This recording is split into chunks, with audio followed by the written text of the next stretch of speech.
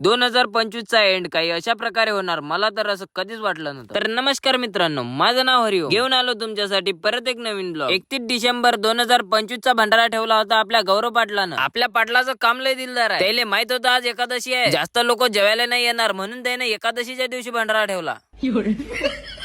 भंडारा एकादशीच्या दिवशी ठेवला आणि त्याच्यात उशीर बी एवढा केला, मी एकादशीचा उपास धरला नाही तरी बी मला एकादशीचा उपास घडला। ते म्हणतात ना, नान करा पण पाटलाचा कुठं। आमचे पाटील बी काही असेच आहे, नान नाही करायचा बरं का। ते जाऊ दे तिकडे, अटिबा आमच्या पाटलानं जेवण करायसाठी जागा किती साफसूफ करून ठेवली। त्याला म्हटलं, अरे जागा नका साफसूफ करू, पहिले स्वयंपाका इकडे लक्ष दे। स्वयंपाक अजून काहीच नाही झाला बरं। पाटील म्हणत, अबे जास्त नको बोलू, तिकडे जाऊन पाय पहिले, स्वयंपाक तर अदलो ओके अशी। येऊन पाहतो तर खरं त्याच्या बिट्ट्यात तैन चालू होते। मग काय गरम गरम तैनातून काढेल बिट्ट्या निस्त्याच खाल्ले, कारण की भूक जेवढी लागली होती काय सांगू तुम्हाला। 10-12 बिट्ट्या खाल्ल्या आणि डायरेक्ट ऑटोत येऊन बसलो तर मला धर्मवीर छत्रपती संभाजी महाराजचं नाव दिसलं। धर्मवीर छत्रपती संभाजी महाराज हे नाव ऐकल्याबरोबर अंगावर डायरेक्ट काटेच उभे राहतात। खरं खास तर छत्रपती संभाजी महाराजच्या ना आपल्या धर्माचं रक्षण होईल। महाराजांबद्दल जर बोललो तर 1.5 मिनिट नाही 1.5 दिवस पण कमी पडणार, म्हणून मी माझे 2 शब्द अटीच संपवतो आणि माझ्या ब्लॉगले समोर कंटिन्यू करतो। पाटलानं मी हिरीहून पाणी आणलं आणि पाणी आणल्याबरोबर डायरेक्ट वरणात टाकून दिलं। वरणात पाणी टाकल्याबरोबर हातोहात रैबी फिरून घेतली। सगळं काम ओके करून सगळ्यात पहिले जेवायला बी मीच बसलो। माझे जेवण झाल्याबरोबर मीनं डायरेक्ट गौरव पाटलाले आकाशले जेवायला बसून दिलं आणि त्याला चाट मारून मीनं चाबीले गाडी लावली आणि डायरेक्ट घराकडे निघालो। घरी जाता जाता मला हे गुलाबाचे फुलं दिसले, मग काय त्यातलं एक गुलाबाचं फुल तोडलं। फुल तोडल्यावर लक्षात आलं, अरे आपण हे गुलाबाचं फुल तोडलं तसं, पण हे फुल देसान कोण आले, म्हणून मग ते फुल खाल्लं तडीच फेकून दिलं।